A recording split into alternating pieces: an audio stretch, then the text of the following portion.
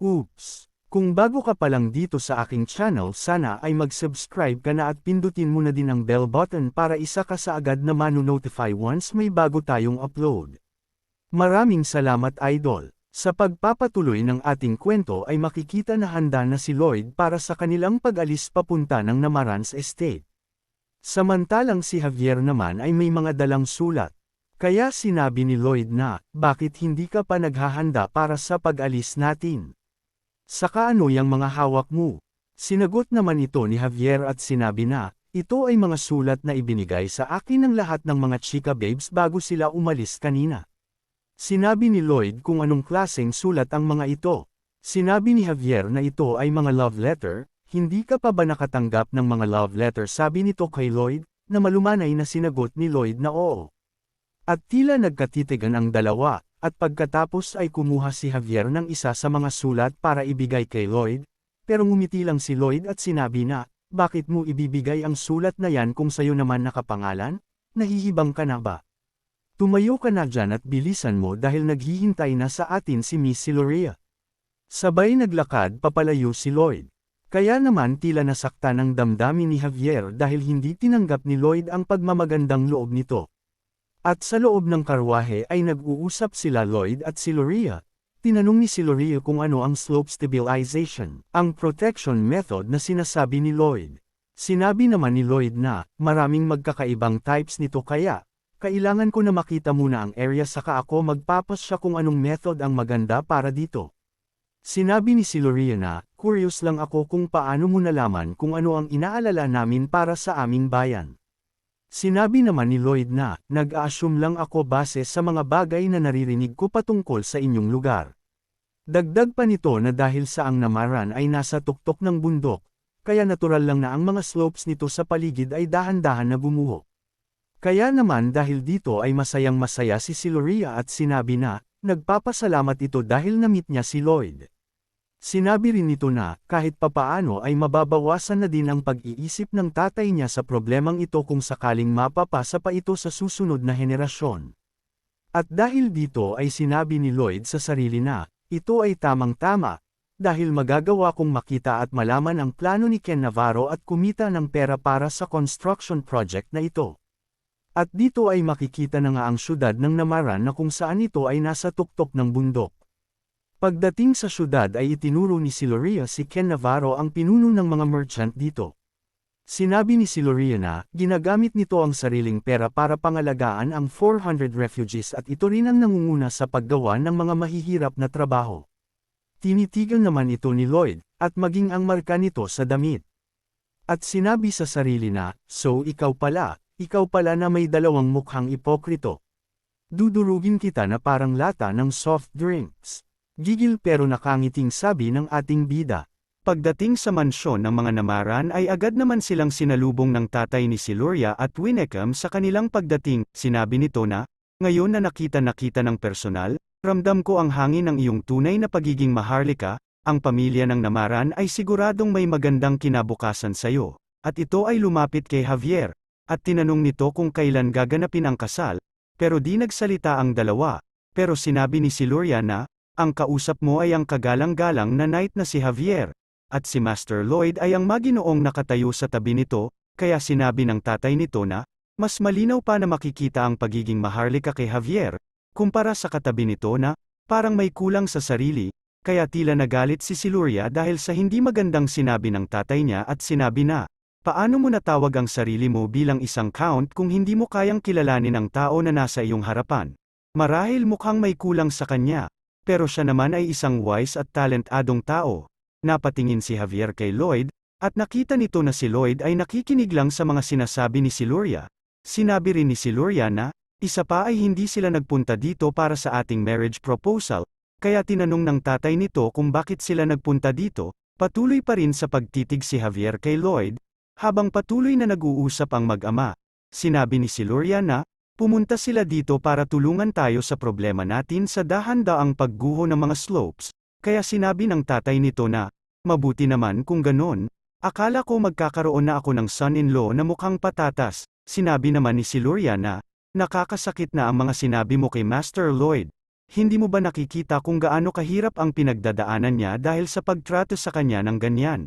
At dahil dito ay makikitang may iyak na si Lloyd, habang si Javier naman ay tila nagliwanag ang paligid at hindi na nagawang mapigilan ang pagtawa. Sinabi ng tatay ni Silorio kung talaga bang kaya na i-stabilize ang mga slopes. Sumagot naman si Silorio ng oo basta magtiwala lamang ito kay Lloyd. Habang si Javier ay patuloy pa rin sa pagtawa. Sa sobrang saya ni Javier ay napapatapik-tapik pa ito sa kanyang hita habang si Lloyd naman ay dahan-dahan na tumitingin sa kanya.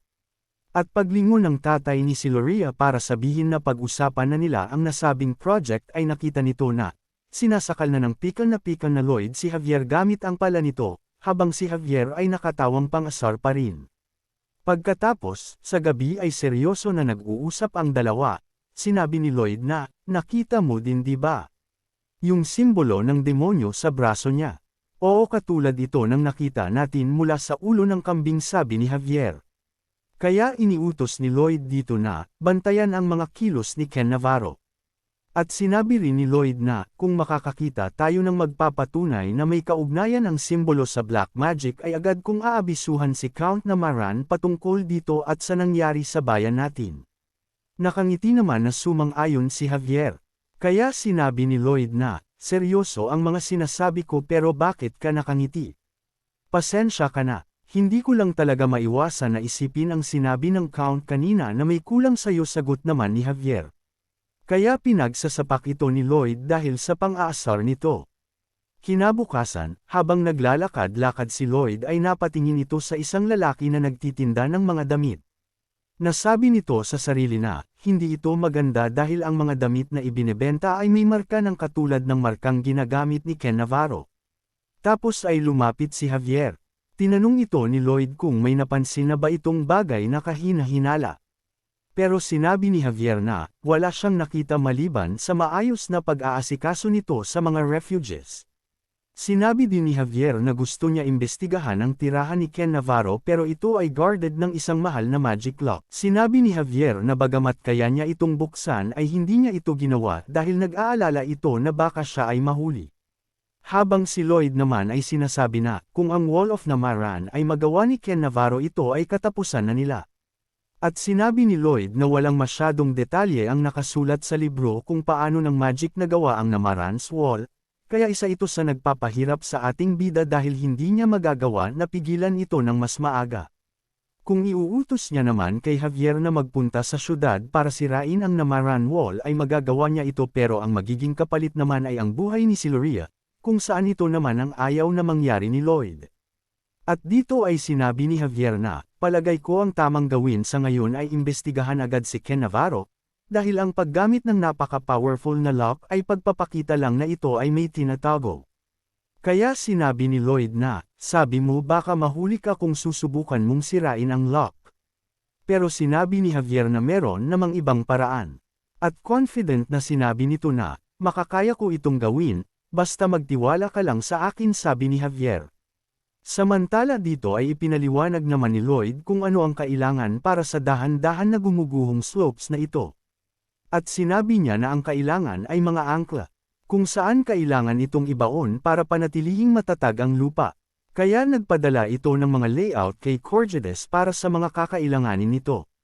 Matapos nun ay naglakad-lakad ito para magmasid sa nangyayari sa syudad nang may narinig ito na dalawang lalaki na nag-uusap, na sinasabi na, may isang magandang babae na tindera si Aling Bebang, kung saan lahat ng lalaki ay ninanais na makita siya dahil sa ganda ng katawan nito. Tila dismayado naman si Lloyd sa mga tao na ito dahil sa lakas ng boses ng mga ito habang kamanyakan ang pinag-uusapan.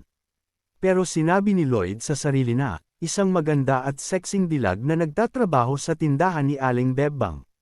Wala ang ganitong pangyayari sa libro sabi ni Lloyd. Kaya napagpasyahan nito na pumunta dito sa pagbabaka sakaling may makuha siyang mahalagang impormasyon dito. Pagpunta ni Lloyd ay makikita ang maraming lalaki na namumula pa ang mga pisngi na nakatingin sa babaeng pinag-uusapan ng dalawa kanina, kaya dahan-dahan na lumapit si Lloyd. Pagkasipat ni Lloyd ay nakita nito ang sinasabing tindera.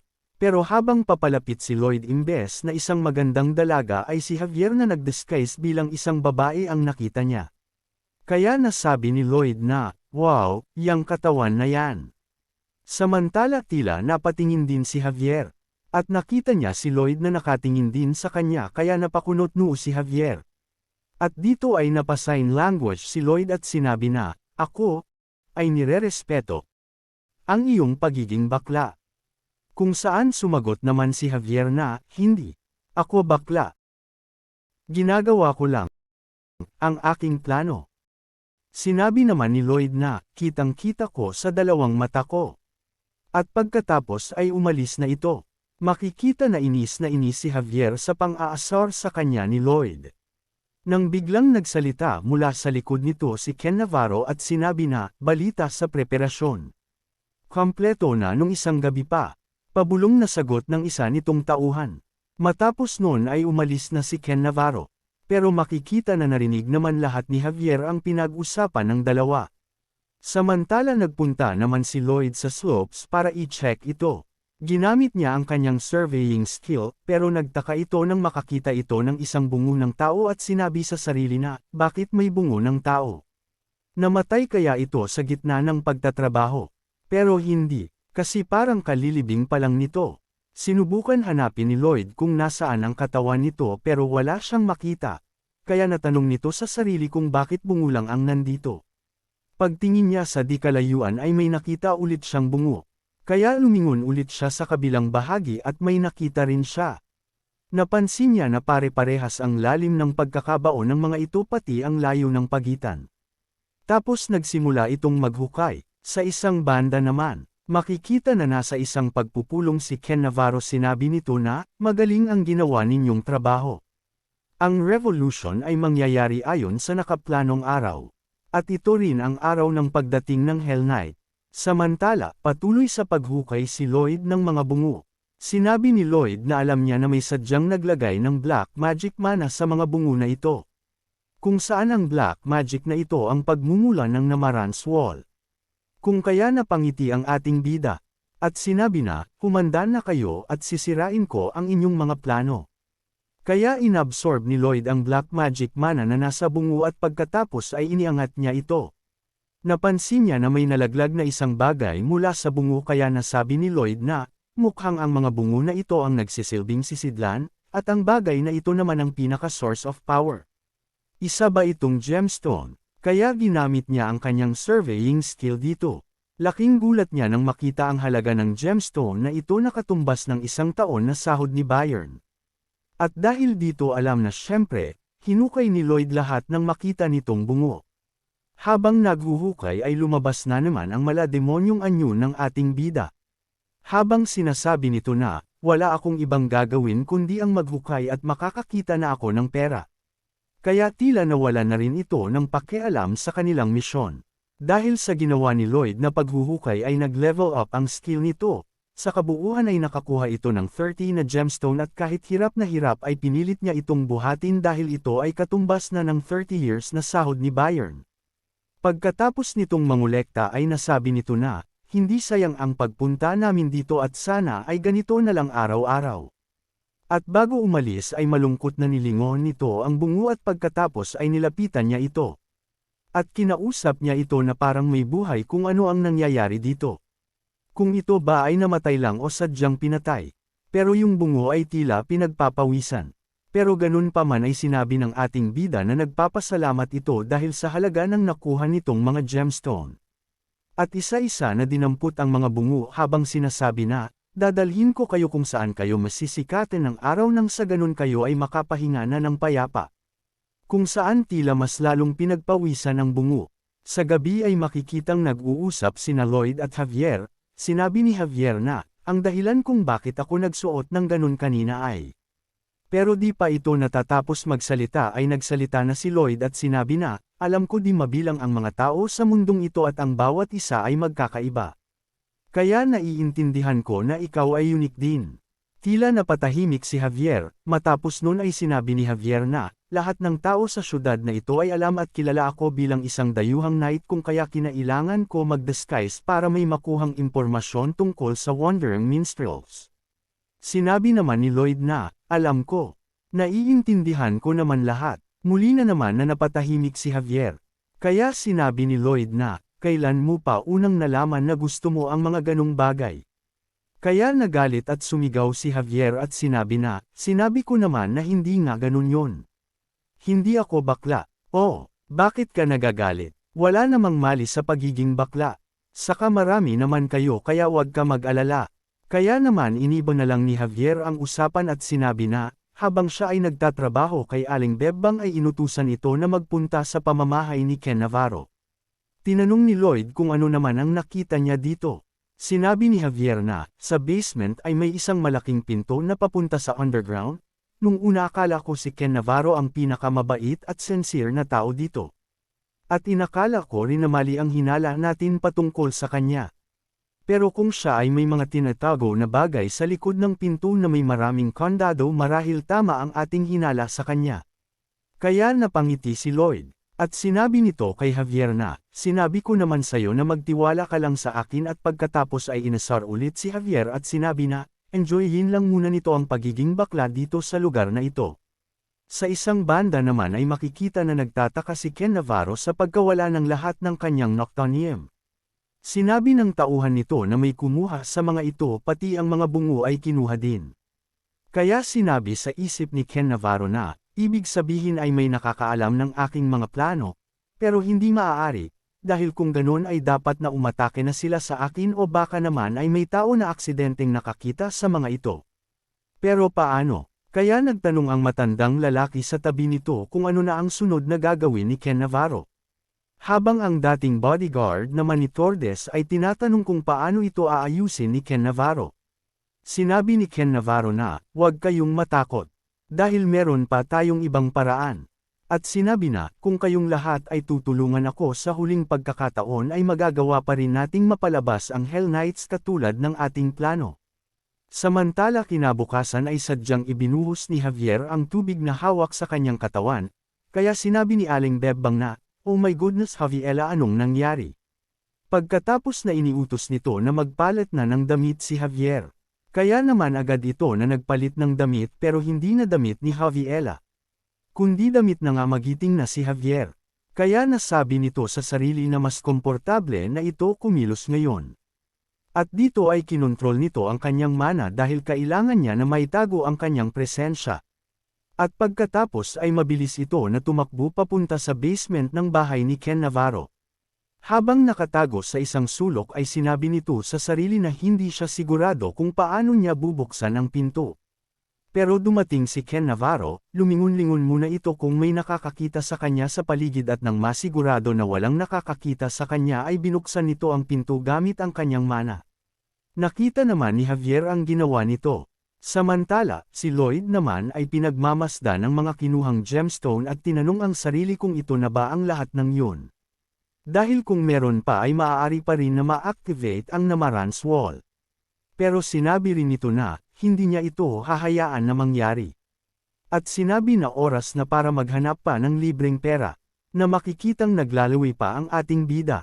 Samantala, balik ulit sa sitwasyon kung nasaan si Javier, makikita na lumabas na si Ken Navarro galing sa loob ng pintong na binuksan nito kanina. At nung tuluyan na itong nakaalis ay agad naman na sinubukan ni Javier na buksan ang pinto sa paraan kung paano ito binuksan ni Ken Navarro. At tagumpay na nakapasok si Javier sa loob nito. Pagdating niya sa baba ay may napansin itong papalapit sa kanya. At ito ay isang kalabang zombie. Mabilis na sumugod ang zombie na ito pero mabilis naman na nakaiwas si Javier. Pag-counter-attack ni Javier ay direktang tinamaan niya ito sa katawan. Pero tila walang nangyari at nagawa pa ng zombie na ito na umatake kay Javier. Kung saan nasalag niya ito pero napaatras naman si Javier dahil sa lakas ng pag-atakeng ginawa ng kalaban. Kaya nasabi ni Javier na, hindi lang ito mga basta zombie, ibang-iba ito kumpara sa mga zombing mastodons.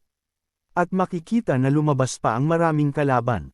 Kaya naman dito ay huminga ng malalim si Javier sabay kuha ng tila isang maliit na kutsilyo sa loob ng damit nito at sinabi na, Ken Navarro, pinatunayan mo na tama ang lahat ng aming paghihinala.